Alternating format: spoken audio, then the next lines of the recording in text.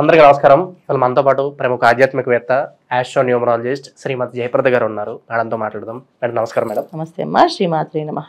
2024 చివరగా డిసెంబర్ మాసంలో మీనరాశి వారికి ఎలాంటి ఫలితాలు ఉండబోతున్నాయి, గ్రహస్థితి ఎలా ఉంది, ఎటువంటి రెమెడీస్ చేసుకుంటే బాగుంటుంది అంటారు? తప్పకుండా.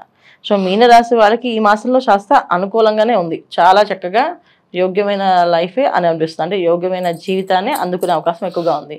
మీనరాశి వాళ్ళకి రాశిలోనే రాహు ఉంటాం, తర్వాత కుంభరాశిలో శని భగవానుడు, తర్వాత వృషభ రాశిలో గురువు వక్రించి ఉండడం, చతుర్దశ కర్కాటక రాశిలో కుజుడు, కన్యా రాశిలో కేతువు, మకర రాశిలో శుక్రుడు. ఈ శుక్రుడు ఎప్పుడైతే వీళ్ళకి లాభస్థానంలో పడ్డాడో చాలా చాలా ఆస్తుల నుంచి ఏదైనా మంచి స్థిరాస్తి కొనుక్కుందామని, ఎప్పటి నుంచో ఆస్తి లేదు అనుకున్న వాళ్ళకి ఆస్తి రావడం కానీ, స్థిరాస్తి రావడం కానీ, లేదా కొనుక్కోవడం కానీ రావడం కానీ జరిగే అవకాశం కానీ, స్థలాల మీద ఇన్వెస్ట్ చేద్దాం అనుకుంటే ఇన్వెస్ట్ చేయడానికి యోగ్యమైన స్థలం దొరకడం కానీ, సో తర్వాత ఏదైనా ఇంటికి సంబంధించిన వస్తువులు కొనాలనుకుంటే అవి కొనుక్కోవడం కానీ, ఇవన్నీ అది ఆటోమేటిక్గా వాళ్ళు అనుకో రెవెన్యూ అది అలా జరుగుతూ ఉంటాయి ఈ మాసంలో. అంటే మేము కొనుక్కుందాం అనుకోలేదండి, అది జరిగే అంటారు కదా, ఆ జరిగే అవకాశం ఏంటంటే ఒక శుక్రుడు ఒక యోగం వీళ్ళకి జరుగుతుంది బ్రహ్మాండంగా.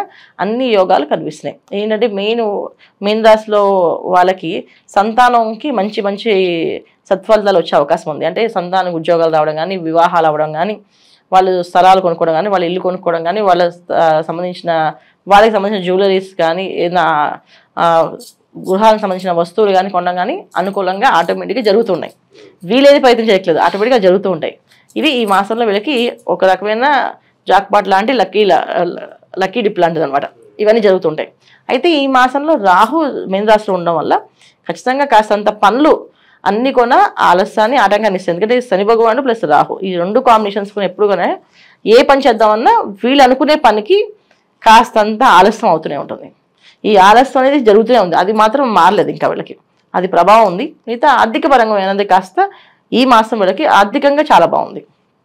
వ్యాపారంలో అభివృద్ధి ఉండడం కానీ, ఉద్యోగంలో మంచి మంచి పోస్టులు రావడం కానీ, మెయిన్ ముఖ్యంగా వ్యాపారాల్లో ఎవరైతే రంగాల్లో సినీ రంగాల్లో కానీ, మీడియా రంగాల్లో కానీ, తర్వాత గవర్నమెంట్ సంస్థ నుంచి రావాల్సిన లావాదేవీలు కానీ, గవర్నమెంట్ రంగాల్లో పనిచేసే వాళ్ళకి కానీ కాస్త అనుకూలంగా వాళ్ళకి గుర్తింపు రావడం ప్లస్ దానికి బోనస్ రావడం, ఈ రెండు జరిగే అవకాశం ఎక్కువగా ఉంది. చిన్న చిన్న వ్యాపారాలు చేసే వాళ్ళకి మెరుగైన ఫలితాలు రావడం, అసలు ఈ వ్యాపారంలో ఇంత లాభం వస్తుందా అనేది కూడా తెలియకుండా అంత లాభం రావడం ఈ మాసంలో, ఇది ఈ మాసంలో వీళ్ళు చూసుకోవాల్సిన విషయం. ముఖ్యంగా మీన రాశి వాళ్ళకి వ్యాపారస్తులకి అనుకూలంగా ఉంది ఈ మాసం. మిగతా వాళ్ళందరికంటే కూడా వ్యాపారస్తులకి బాగా అనుకూలంగా ఉంది. మరి ఎలాంటి పెట్టుబడులు పెట్టవచ్చు అంటారు మేడం? అనుకూలంగా ఉంది, ఓకే, బాగానే ఉంది. ఎలాంటి రంగాలు సూచిస్తారు పెట్టుబడులు పెట్టడానికి? కొత్తగా ఎవరైనా పెట్టుబడులు పెట్టాలంటే కనుక ఏ రంగంలో చేయొచ్చమ్మా. ఎందుకంటే లాభస్థానంలో శుక్రుడు అంటే కంఫర్ట్స్ ఇస్తాడు. అంటే ఆయనకి సంబంధించిన ఏంటంటే స్త్రీకి సంబంధించిన వ్యాపారాలు, ఫుడ్ ఇండస్ట్రీస్ కానీ, బట్టల ఇండస్ట్రీ కానీ, బట్టలకు సంబంధించిన వ్యవహారాలు కానీ, గృహాలంకరణలు అంటే ఇంటీరియర్ సంబంధించిన డిజైనింగ్స్ దానికి కానీ, ఈ దీంట్లో ప్రొఫెషనల్గా ఎదగాలనుకునే వాళ్ళు బ్రహ్మాండంగా ఎదిగే అవకాశం ఈ మాసంలో వాళ్ళకి మంచిగా. ఇంటీరియర్ డిజైనర్స్ వాళ్ళకైతే కనీసం ఒక ఇల్లునే వస్తుందేమో అనుకుంటే వీళ్ళకి ఒక 10-15 స్లాట్స్ వస్తాడు, చేయండి మాకు మొత్తం ఈ ఫ్లాట్స్ మీరు చేయండి అని చెప్పేసి. అలాంటి అవకాశాలు ఈ మీన రాశి వాళ్ళకు ఉన్నాయి. ప్రొఫెషనల్గా ఎదిగే వాళ్ళకి ఈ మాసంలో వాళ్ళు అనుకునే ఫలితాల కంటే ఎక్కువ ఫలితాలు వస్తున్నాయి. వాళ్ళు ఏదో చిన్నది ఆశిస్తారు కానీ వీళ్ళు ఎక్కువ ఫలితాలు, పెద్ద ఫలితాలు ఇచ్చే అవకాశం ఎక్కువగా ఉంది. కాకపోతే ఏంటంటే వీళ్ళకుండే బద్ధకాన్ని కాస్త, అంటే రాశిలో రాహు ప్లస్ శని భగవానుడు వల్ల సహజంగా పని ఆలస్యం చేద్దాము, బద్దగించడం అనేది ఉంటుంది వీళ్ళకి. దాన్ని వదిలేయాలి వీళ్ళు. దాన్ని వదిలి పొద్దున్నే నిద్ర లేవడం, సూర్యోదయం పూర్వం నిద్ర లేవడం, స్నానం చేసి చక్కగా దేవుడి దగ్గర దీపారాధన చేయడం, ఏదైనా అనుకునే సంకల్పం ఆ రోజు రాసుకోవడం. వీళ్ళు ఏ రోజు పేపర్ మీద సంకల్పం రాస్తారు ఆ పని ఆ రోజు అవుతుంది. ఆ విధంగా జరిగే అవకాశం ఈ మాసం ఈ మీన రాశి వాళ్ళకు ఉంది. వీళ్ళు ఇది మెయిన్ ఎక్కువగా చూసుకోవాల్సింది. మెయిన్ అన్ని వ్యాపారాల్లో అన్ని రంగాల్లో అభివృద్ధి ఉంది ఈ మాసంలో వీళ్ళకి. ఏ వ్యాపారమైనా చేసుకోవచ్చు, కాకపోతే దానికి కావాల్సిన అనుభవం కావాలి కదా. ఇప్పుడు నేను చెప్తాను మీకు బ్రహ్మాండంగా ఈ సంబంధించి బిజినెస్ బాగుండి పెట్టేసేటంటే వాళ్ళకి అనుభవం కావాలి కదా, డబ్బు ఉంటే సరిపోదు కదా, అనుభవం చేయాలి కదా. వ్యాపారం చేస్తాం అనుకునే వాళ్ళకి దాని మీద దినదిన అభివృద్ధి ఉంటుంది. అలాగే చిన్న చిన్న వ్యాపారాలు చేసే వాళ్ళకి పెద్దగా చేసుకునే అవకాశం ఉంటుంది. అంటే దాన్ని ఇక్కడి నుంచి కాకుండా వేరే ప్లేస్లో పెట్టి లేదా ఫ్రాంచైజింగ్ ఇవ్వడం కానీ, మార్చడం కానీ, పెద్దగా వ్యాపారాల సంస్థగా నిలబడడం కానీ, ఇలాంటి చేయడానికి అవకాశం ఎక్కువగా కనిపిస్తుంది వీళ్ళకి. దానికి ఏంటంటే సపోర్టింగ్ సిస్టమ్ అనేవాళ్ళు ఆటోమేటిక్గా వీలు పెడదాం, 10 రూపాయలు వస్తే చాలు అనుకుంటే 100 రూపాయలు ఇచ్చేవాళ్ళు వస్తారు.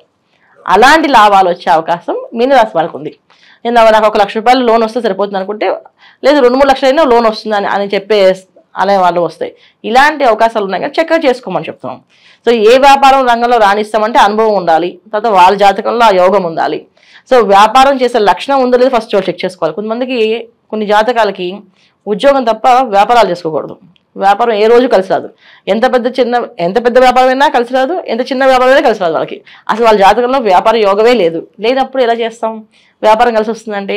ఇది గోచార ఫలితాలు కనుక జన్మరాశిలో ఉండే ఫలితాలు కూడా మనం చూసుకోవాలి. ఇప్పుడు జన్మరాశిలో జాతకంలో కూడా వ్యాపార యోగం బాగుంటుంది. ఎందుకంటే అప్పుడు ఈ గోచారంలో కూడా యోగంగా ఉంది కనుక ప్రయత్నం చేయొచ్చు. ఆ ప్రయత్నం చేస్తే అది మంచి సఫలీకృతం అవుతుంది. అలా లేకుండా వాళ్ళకి ఆ యోగమే లేకుండా మనం ఇది చేసుకోవచ్చు అని చెప్తే వాళ్ళు ఏదో ప్రయత్నం చేస్తే ఉన్న డబ్బుని పోగొట్టుకుని అవుతుంది. అందుకని ఏ యోగం ఉందా వాళ్ళ జన్మజాతకం చూసుకోవాలి. గోచారంలో ఏంటంటే వ్యాపారాలు ఆల్రెడీ చేసిన వాళ్ళకి ఊహించిన ఫలితాల కంటే కొంచెం అధికంగా వచ్చే ఫలితాలు ఎక్కువగా కనిపిస్తున్నాయి మీనరాశి వాళ్ళకి. దీనికి వీళ్ళు చేసుకోవాల్సిన ప్రయత్నం ఏంటంటే కాస్త పూజ పునస్కారం, పొద్దున్నే లేవడము, ఆలస్యంగా నిద్రపోకూడదు. ఎందుకంటే రాత్రిపూట ఎక్కువ పనులు చేస్తుంటారు వీళ్ళంతా, పగలంతా తక్కువ పని చేస్తుంటారు. అంటే పగలు లేట్గా లేవడము, ఆలస్యంగా పనులు మొదలుపెట్టడం చేస్తారు. అవి చేయకుండా రాత్రులు ఎర్లీగా పడుకొని పగలు ఎర్లీగా లేవాలి. అంటే సుమారు 10-11 లోపు పడుకోవాలి వీళ్ళు. పొద్దున్న 5 నుంచి 6 లోపు లేవాలి. ఇలా పెట్టుకుంటే వీళ్ళకి అన్ని యోగంగా కనిపిస్తాయి. లేదు రాత్రి 12, 1 గంట 2 వరకు పనిచేస్తూ పొద్దున్న 9 తర్వాత లేచే వాళ్ళకి కాస్త మళ్ళీ ఇబ్బందులు అనేవి జరుగుతాయి. శుభగ్రహాలు ఎప్పుడు కూడా మనం శుభ ఫలితాలు కావాలి అనుకుంటే పొద్దున్నే లేస్తేనే పనులు అవుతాయి వాళ్ళకి. అందుకే మన పెద్దవాళ్ళు చెప్తారు పొద్దున్నే ఏ పనున్నా లేకపోయినా పొద్దున్నే స్నానం చేసి దానం పెట్టుకుని రా అని చెప్తారు. ఎందుకంటే ఏదైనా మంచి ఫలితాలు కావాలంటే సూర్యోదయం పూర్వమే నిద్ర లేవడం, సూర్య భగవానుడికి ప్రత్యక్ష సాక్షి అయినా ఆయన నమస్కారం చేయడం, ఆయన నమస్కరించుకుంటే అన్ని పనులు ఆ రోజంతా అవుతాయి.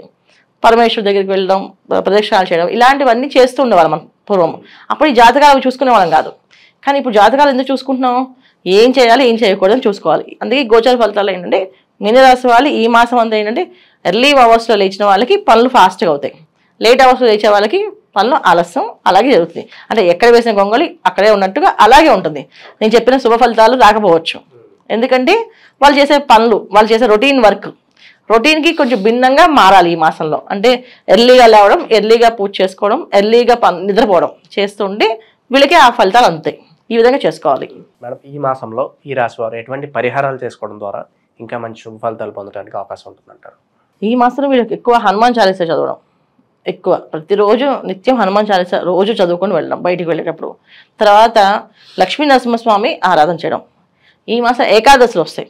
ఈ ఏకాదశిలో ఉపవాసాలు ఉండడం. ప్రతి మాసం 2 ఏకాదశులు వస్తాయి. ఈ 2 ఏకాదశులు వీళ్ళు ఉపవాసం ఉండడం అంటే ఏమి తినకుండా పళ్ళు మాత్రమే స్వీకరించి ఉండడం. అలా ఉంటే కానీ మంచి ఫలితాలు వస్తాయి. ఉండలేని వాళ్ళు ఏదైనా పలహారం చేసుకొని తినచ్చు. ఒక పూటనే ఉపవాసం ఉండాలి. సో మెయిన్ వీళ్ళంటే ఉపవాసాలు ఎక్కువగా చేయడం వల్ల వీళ్ళకి అన్ని అనుకూలంగా ఉన్నాయి. ఉపవాసాలు అంటే ఏంటి? ఏకాదశులు 2 ఏకాదశులు వస్తే 2 ఏకాదశులు అంటే ఒక పళ్ళు పాలు తప్ప ఇంకేం తినకూడదు, ఆహారం తీసుకోకూడదు, ఉడికించిన ఆహారం తినకుండా ఉండాలి. ఇలా చేయగలిగితే మంచి సత్ఫలితాలు కనిపిస్తున్నాయి. తర్వాత హనుమాన్ చాలీసా రోజు చదువుకోవడం, లక్ష్మీనారాయణ హృదయం చదువుకోవడం, ఈ విధంగా చేసుకుంటూ వెళ్ళడము. ఇవి కాదు అంటే రుద్రాభిషేకం చేయించుకోవడం, ఇలా చేసుకొని వెళ్ళాము. ఇవి చేస్తుంటే మంచి ఫలితాలు బాగున్నాయి. డిసెంబర్ మాసంలో మీనరాశి వారికి ఎలాంటి ఫలితాలు ఉంటాయి, అలాగే మీరు చేసుకోవాల్సిన పరిహారాలు తెలియజేసినందుకు ధన్యవాదాలు మేడం. శ్రీమాత్రే నమః.